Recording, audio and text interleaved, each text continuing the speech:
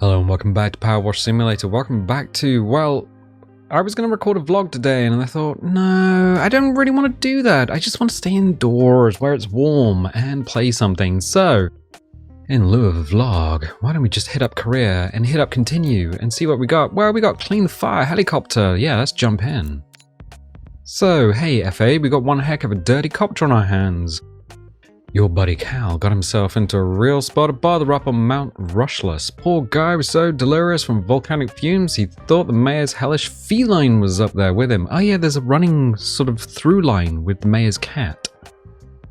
He's fine now, but the copter looks like something dug up from the bowels of the earth, which it nearly was. We've got TV crews arriving later, so if you can do what you do well, it'll sure get us out of a jam. Thanks again, pal. So we need to start the job. We have, we have 3,600. We have 90 stars, and this is going to earn us 600 bucks. Let's start the job. And we're in fuselage, cockpit, water tank. Yep. So this thing's huge. I actually did clean a helicopter as part of my work experience when I was back in school. It was for, it's for British International, I think. Yeah, British International Helicopters, I think it was. I was just trying to think whether it was like British Midland or British... not entirely sure. It was the helicopters that fly out to the Isles of Scilly. They have since dismantled the heliport and then relocated it. So if you have seen an actual vlog where we have been driving around in the car and ended up at Sainsbury's in Penzance, that's where the old heliport used to be, and that's where I did my work experience. So let's just get started. We're using kind of an interesting power washer. If we hit up escape and go to the shop. So power washers. We've bought the light duty one, which is the one we started off with the house at the beginning in the last episode. We got the Urban X2, which is one that I've used to get to this point. And then we got the Prime Vista 3000, which is the one we're currently using. The professional duty one, which sounds amazing, is $5,000, but you need 90 stars. I got the stars, ain't got the money. So let's just hit escape. Hit up E, change the nozzle to the long extension. We got the 15-degree one. Let's just get started. Yep, we're not going to use soap and stuff. So the idea is what we'll do is we will just start cleaning it. And then when we need an extra little bit of push for things like rust, I'll just use a high-pressure nozzle.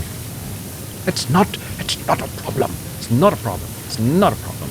So yeah, neat. What were the helicopters that you cleaned? Oh, thank you for asking. That is a genuinely interesting question. They were Sea Kings, or at least stretched Sea Kings. They were a Sea King, like literally a king of the sea, that had an extra meter added to the center of it. So these things have been cut in half, and they'd added an extra meter of helicopter to the middle, which is... yeah, it's interesting. The cockpits were kind of... They were very interesting machines. They didn't have glass cockpits. They didn't have any, like, digital stuff in the cockpits. What they ended up having is, like, a paper roller and a couple of wires. And the wires formed an X on the paper roller. And the paper roller had a map on it.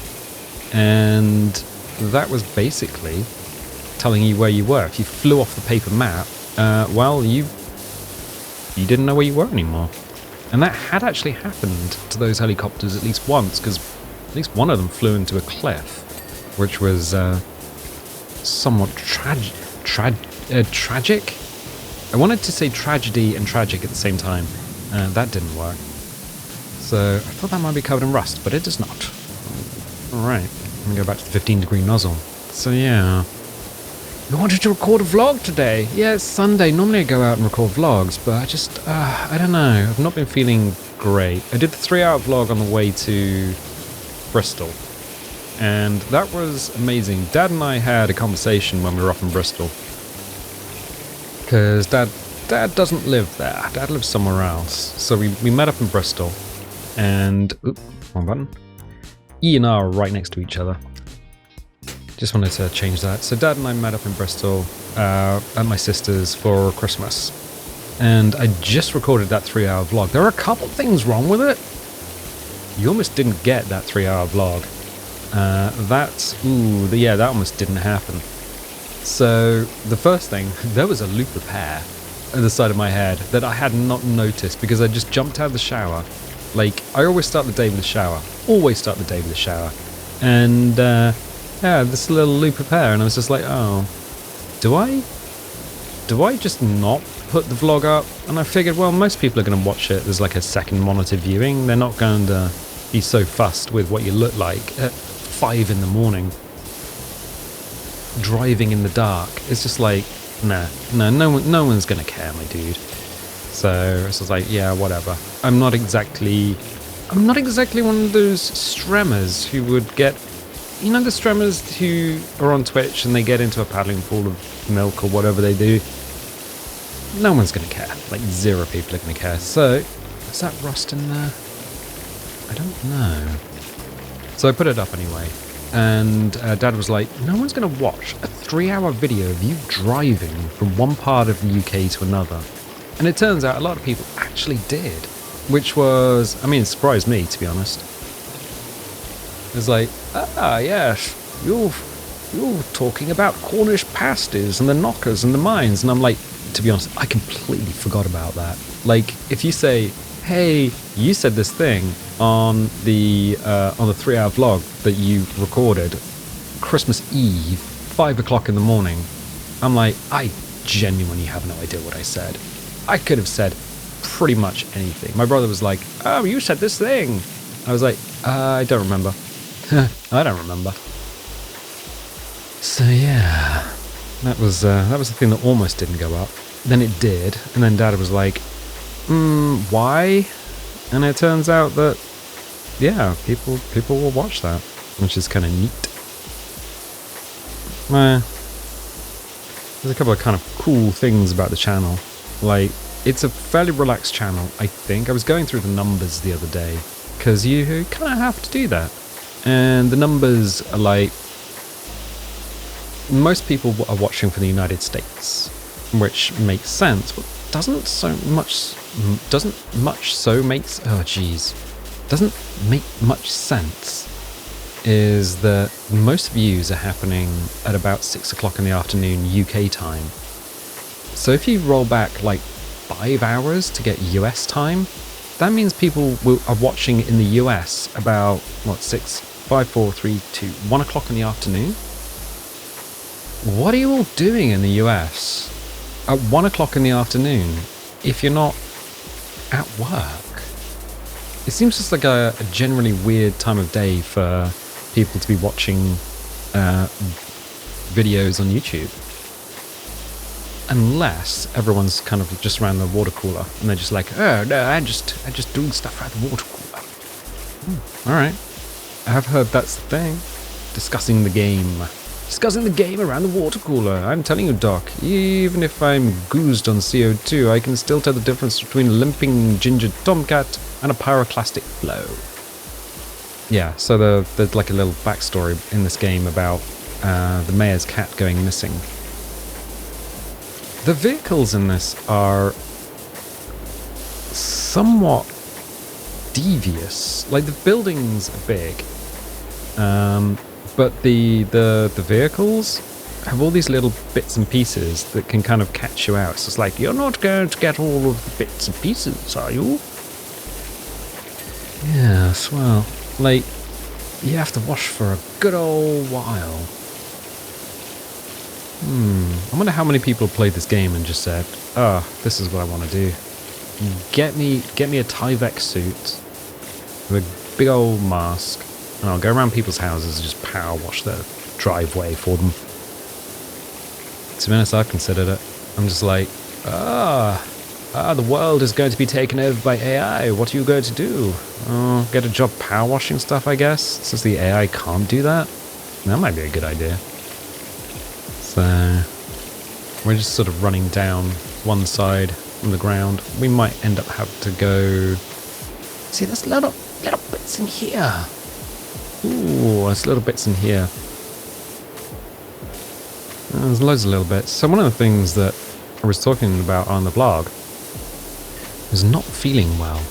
Like, there is sometimes in your life, as a human being, you get to a point and you're just like, some ain't right. Something's not 100%. And one of those times, like when I was going up to Bristol, I was like, yeah, something's not quite right. My tummy is not 100%. And turns out that it might be that I'm slightly allergic to wheat protein and gluten. It's like, isn't that just a thing that people say when they're on a fad diet? No, so mum's celiac. And if she has wheat, her immune system, it triggers an autoimmune response. And basically her body will start attacking, like the digestive system will start attacking itself. So that's not great. She's a vegetarian, so a vegetarian celiac kind of limits your choices, but she's a very good cook. She had to cook for the whole family as we were growing up. So yeah, she's very good at that. So I was over there after Christmas and I was like, I don't feel great. So we discussed a bunch of options. It might be that I'm not celiac, but as someone who eats 2 loaves of bread a week, apparently that's excessive. I don't know. I mean, I make my own bread. Well, I was making my own bread in a bread maker. And it was like, you don't use butter, you use olive oil, because it's a little healthier. And they were good. They were good loaves. But the downside of it is I might have just gone overboard with the bread or the wheat or whatever. I don't know. It's a hard thing to really gauge these days. What is and isn't right for you as a person, diet-wise. So, one thing's for sure, letting the chief know my predicament saved my smoky bacon. I owe you one. Alright. You get these little text messages as you're doing the job. So we were 41% cleaned on the helicopter. Yeah. So I was thinking about going to the doctor and just be like, let's get the doctor in on this. But honestly, I haven't been to the doctor in years. I don't even know how to book an appointment. I was asking someone at work and they said, yeah, what you do is you phone up and then they'll phone you back and then you'll discuss what's wrong with you, and if it's something that you don't need to go into the doctor to get sorted, then they'll just advise something over the phone. But if it is something that needs to get sorted by a doctor, then they'll book you in, but it'll be the same day that you phoned up, so you'll need to take time off work. I'm just like, wait a second. Wait a minute. Yeah, it's a curious thing. So rather than do that, it's just like, let's go through and just cut out a bunch of stuff from the diet. Coffee, real coffee, not instant coffee. Why not instant coffee? Instant coffee is something that British people don't fully understand why they drink it. So in the UK, we have a lot of instant coffees. A lot of brands, Mellow Birds, Maxwell House, things like that. And people are like, oh, that's disgusting. We only drink Nescafe. Yeah, well, whatever. It doesn't really matter what you drink. It's a holdover from the Second World War. So during the Second World War, there was a lot of things that were freeze-dried. We had freeze-dried eggs, basically anything that could be freeze-dried and packed into a Liberty ship and hoofed across the Atlantic from the US and Canada. That was something that we had. Unfortunately, apparently British people got a bit of a taste for this stuff, and they drink it as if it's like normal coffee. Almost nobody, by comparison to the people who drink, in comparison to the people who drink instant coffee, almost nobody really drinks beans unless they're going out to Starbucks or something like that. So yeah, it's just a weird one. But it can increase stomach acidity. Really? Yeah, apparently increasing stomach acidity is just something that happens. Right, so what do we got? What do we got? Tire. Let's hoof this off. This tire... Wait, what on this tire is still dirty? Is the wheel? No?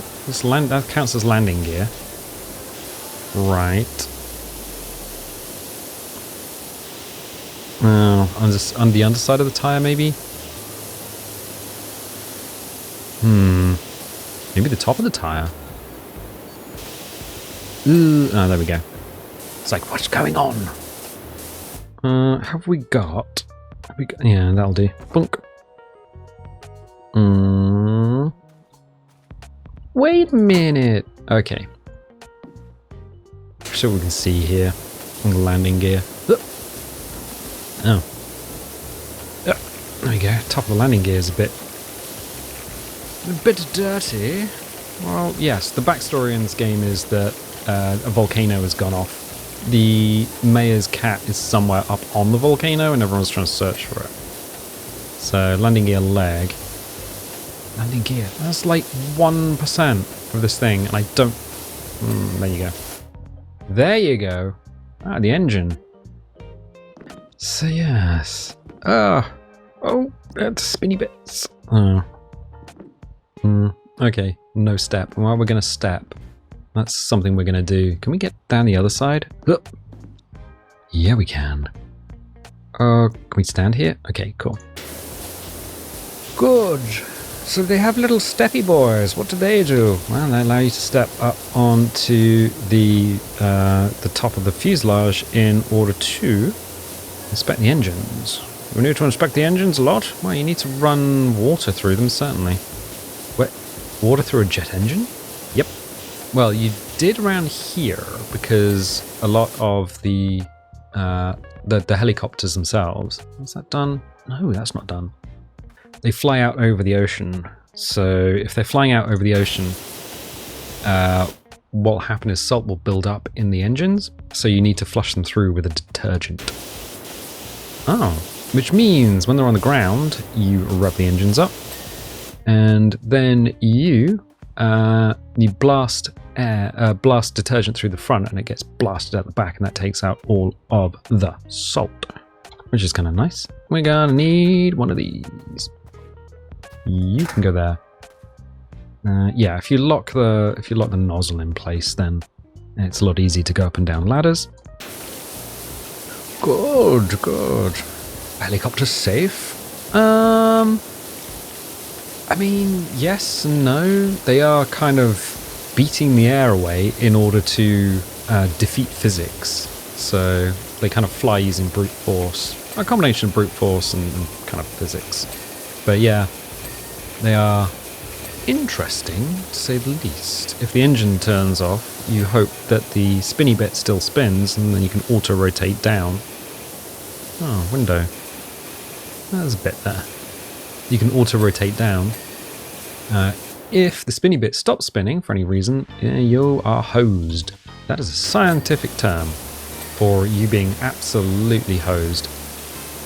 There's some bits here, but I think this all counts as the fuselage. It does.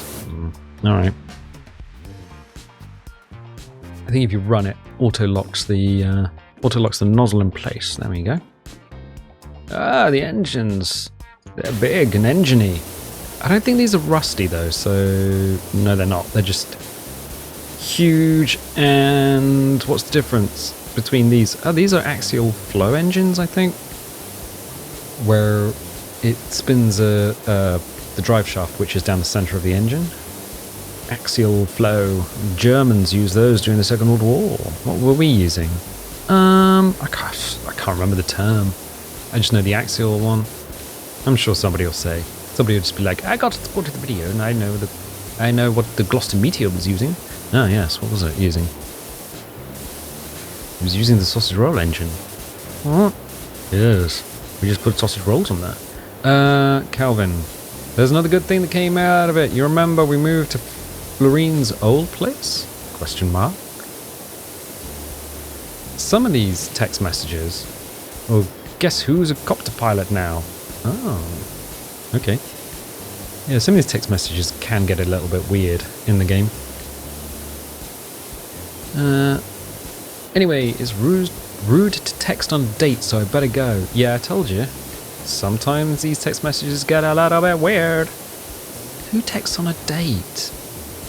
He was like, I'm on a date, but I'm going to get my mobile phone out. Oh, don't do that. Oh, don't do that, Mr. Frodo. We can't carry you. Oh, wait, what? Okay. Yep. We can't carry you. No, I can't carry the ring, but I can carry you. Whatever. Okay. Yeah, some of the text messages get a bit weird. There's one where it's just like, oh yeah, someone just stole my phone, and you've been getting weird text messages. Right.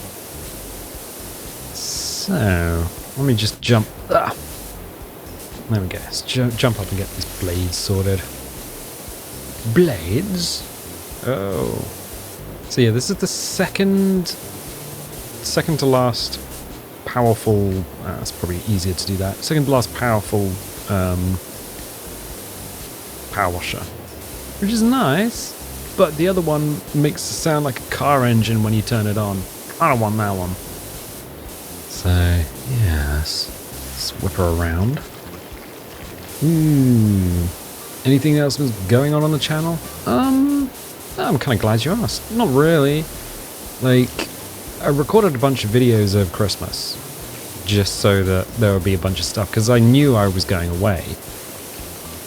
But the thing is, you don't tell people you're going away before you go, because that's how you get your house robbed. You don't put up on Facebook, I'm going to be away 500 miles from my house, and then people will turn up and rob all my trinkets. It's like, yeah, that's how you get robbed. So instead of that, you just re-record a bunch of stuff, and then hopefully it's enough. Which it was. I mean, we did the Titanic. I made a little bit of a mistake on the Titanic video. We went into the bow, and I said, this is probably where the stewards are. No, the bow is actually where all the firemen were billeted. Because the firemen were often covered in coal dust on the Titanic, and they were working in like 40-50 degree heat. It was hot down in the boiler rooms, so they were they were covered in dirt, and they were stinky boys. They only worked 4 hours on because it was so hot. So they did 4 hours on, 8 hours off on the Titanic. And I guess Olympic and Britannic. But that meant that you didn't really want them like anywhere near the passengers, because it's like, well, the reality of the ship is there's a load of dudes down below hoofing coal into the furnaces, because you needed about 240 psi steam pressure. I was watching a documentary on their engines the other day. And it's really interesting because, like, the Titanic and Britannic and Oceanic used a pair of triple expansion steam engines, so they took steam at 240 psi, and then by the time it got to the engines, it was like 235. You put it into the primary cylinder, which was one of the middle ones, and then went from that one to another of the middle cylinders, because it had 4 cylinders, even though it used the steam 3 times. And kind of interestingly, it would drop it down and down and down until eventually it was below like Earth's atmosphere when it left the triple expansion steam engines, but then it would be put into the steam turbine, which was the central engine.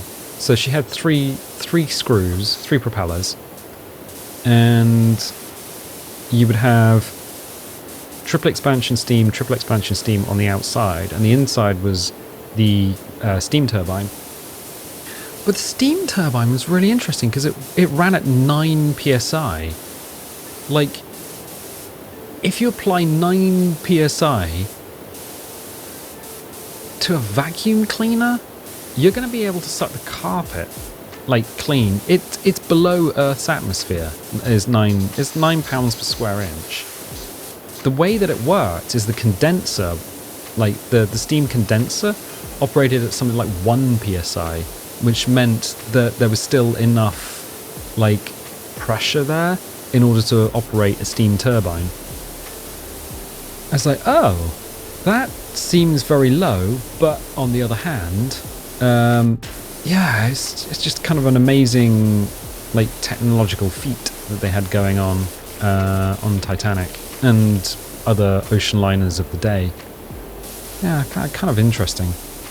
I do find that sort of living history very interesting. Oh, yeah, I got a Christmas present. I haven't talked about it. I don't know if anyone's even going to get to this point in the video. This is kind of like Lego talk, really, where you sit around as kids all building Lego and just rambling. But, yeah, I got a present. I got a sewing machine for Christmas. And it's really interesting. It's a Singer sewing machine, because that's what I was looking for. Because I repair, like, if I've got clothes and they need to be repaired, I'll just repair them.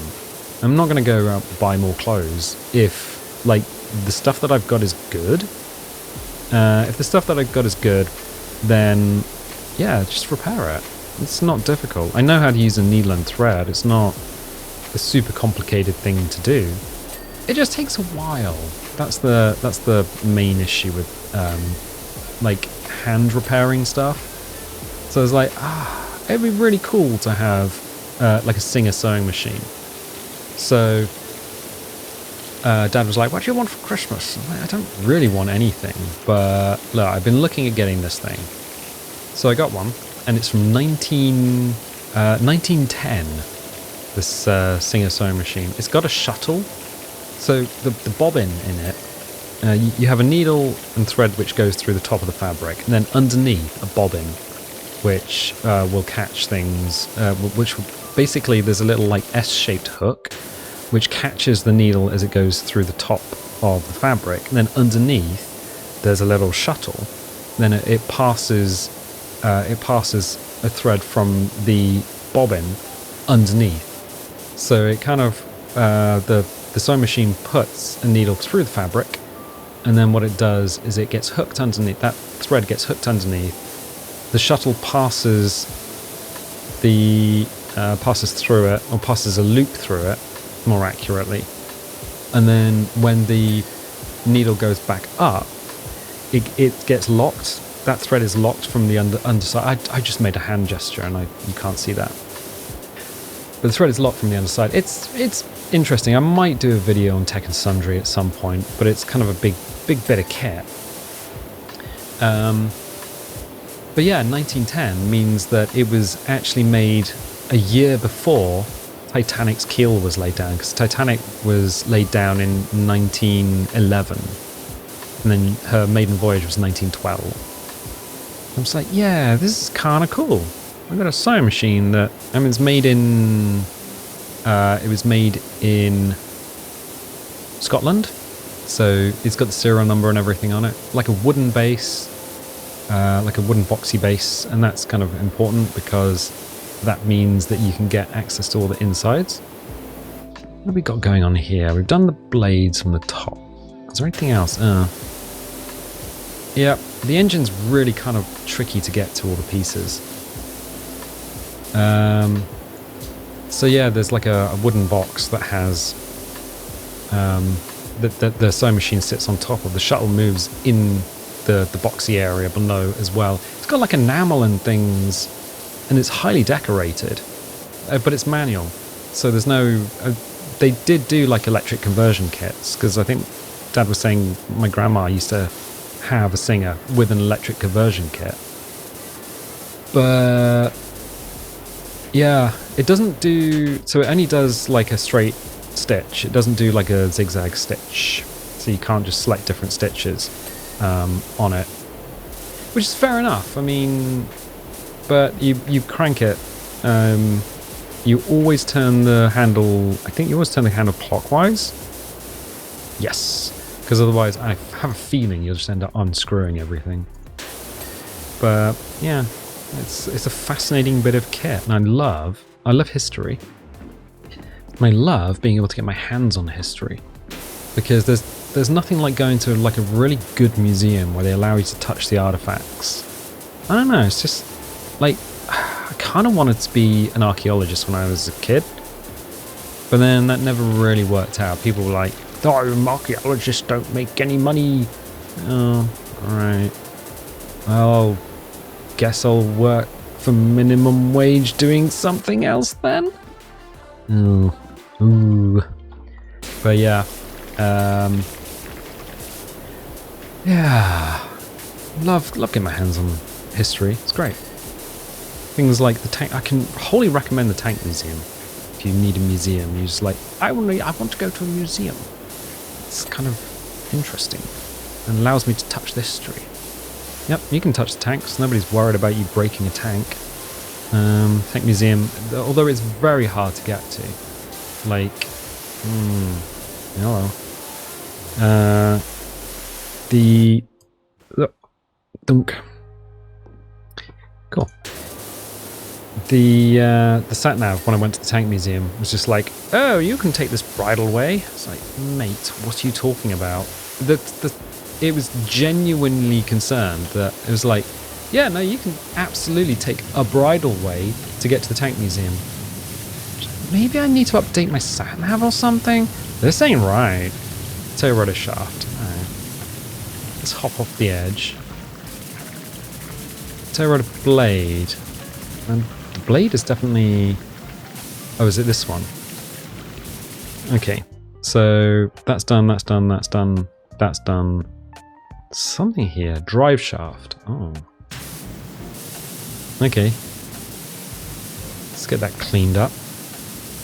I'm not that far away from the end of this. 89% done. Use the turbo nozzle for this.